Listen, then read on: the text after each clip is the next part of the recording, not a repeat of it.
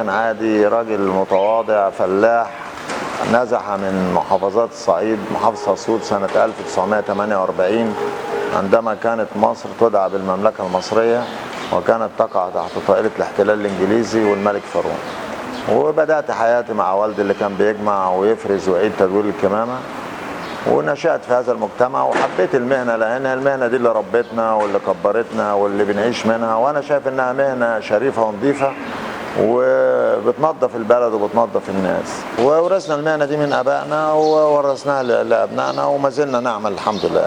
أنا طبعا خدت الثانوية العامة، وطبعا مثقف ومتعلم، ووالدي انتقل إلى رحمة الله. مسكت أنا الشغل بتاعي، وانا يعني ليا افكار وعندي طموح ان ابقى حاجه في المجتمع، اخدم بلد اللي اتربيت على نيلها، على ارضها وشربت من نيلها. فكنت مشترك في الحزب الوطني الديمقراطي، وكنت امين الحزب الوطني عن الزبالين لمده 15 سنه. وكنت عايز يعني اعمل حاجه كده، لقطه في عالم الزبالين، شايفهم مهمشين وغلابه، كنت عايز ارفع صوتهم للمسؤولين.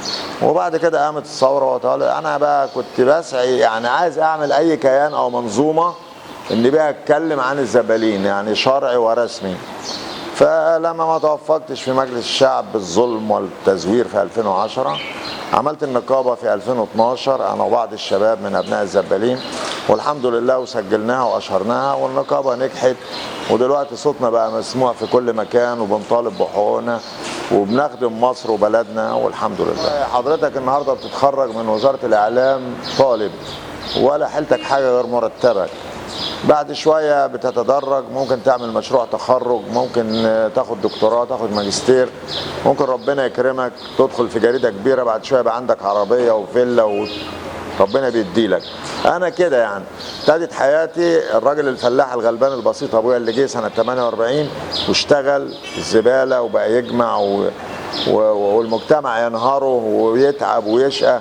فطبعا اللي أنا فيه ده مش مكسب يوم وليلة، ده شقى عمري جدي وابويا وانا بالتوارث. فيعني الحمد لله اللي انا فيه ده شقى سنين وتاريخ يتحدث عن نفسه. يعني لو جيت تقول لي من اين لك هذا، اقول لك من شقاء 100 سنه. جميع الدول الاوروبيه والغربيه بتدي عامل النظافه هناك اكتر من الوزير، ومؤمنين ان ده راجل من غيره المجتمع ولا شيء.